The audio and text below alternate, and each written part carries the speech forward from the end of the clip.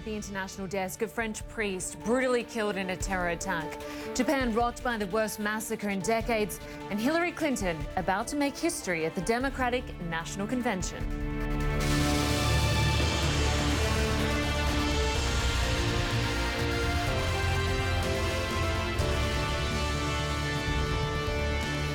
Welcome, I'm Lynda Kinkade. We begin with more bloodshed in Europe and growing fear across the continent that no place is safe from violence. In the latest incident, terrorists targeted a church in northern France, killing an elderly priest. This follows recent attacks in France and Germany where assailants used guns, bombs, knives, even a truck.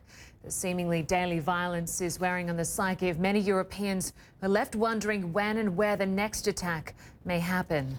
Well, our team across Europe is following the developments. Our BItterman is covering the church attack from Paris. Atika Shubert is at the site of Sunday's suicide bombing in southern Germany. I'll start with Jim. France's president has travelled to the scene of this brutal attack, and he's linked the killers to ISIS.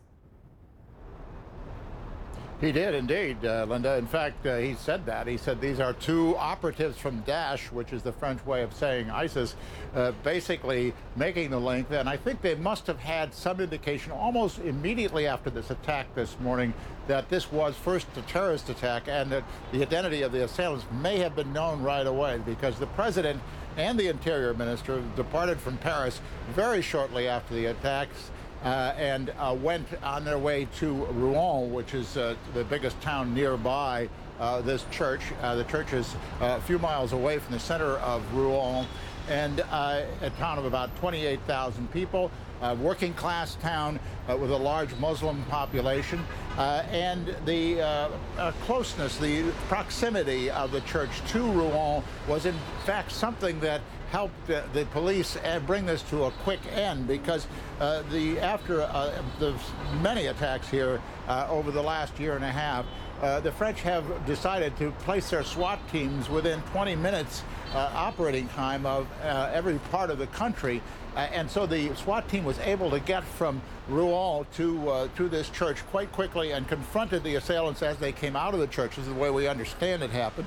And shot them as they came out brandishing knives which they had used to slash the throat of the elderly priest you were talking about and do a grave injury to one of the other people in the church at the time. There were apparently two sisters, two nuns that were there, and two churchgoers there for an early morning mass this morning. And Jim, we are finding out that one of the attackers was known, at least one of the attackers was known to police. What have you found out?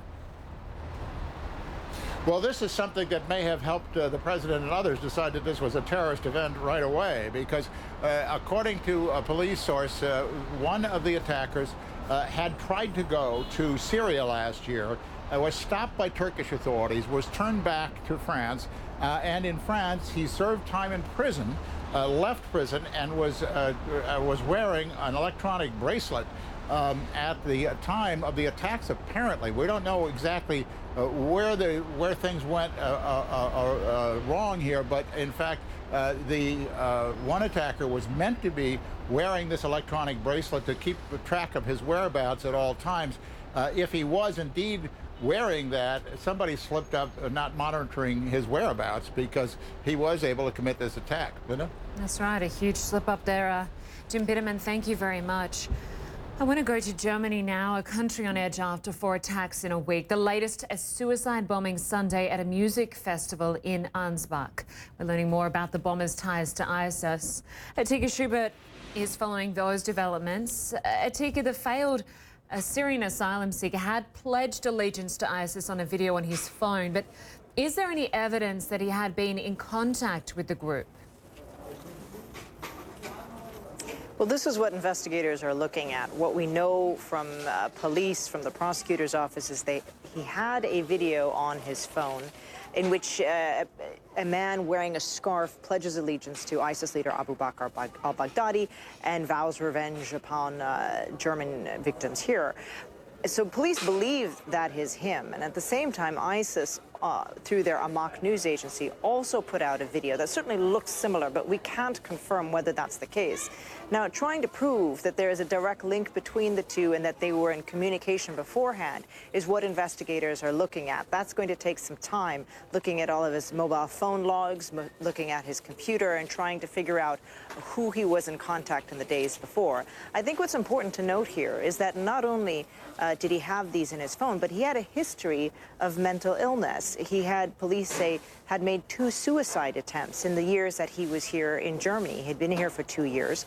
And in the last 2 weeks, he had just been notified that he would be deported back to Bulgaria, which is where he entered the EU for the first time, in the next 30 days. So I think that gives us a bit of a fuller picture of the attacker. But investigators still need to figure out exactly who he was talking to and how he was able to assemble the explosives that he used in the attack.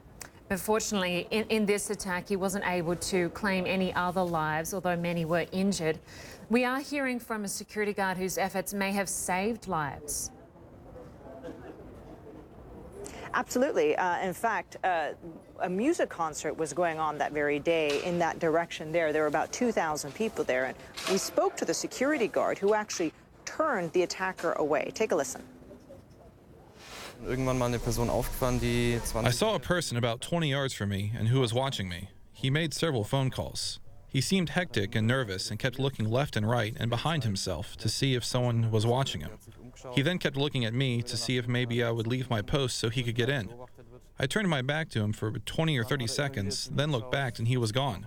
And then the explosion happened. Now, that explosion happened actually right there. He sat down there, stood up, and then tugged at his backpack. That's when it detonated. They're now cleaning up the scene, trying to get back to normal life here, but that will be tough, Lynda. Yeah, no doubt. Atika Shubert, great to have you there on the scene. Thank you very much.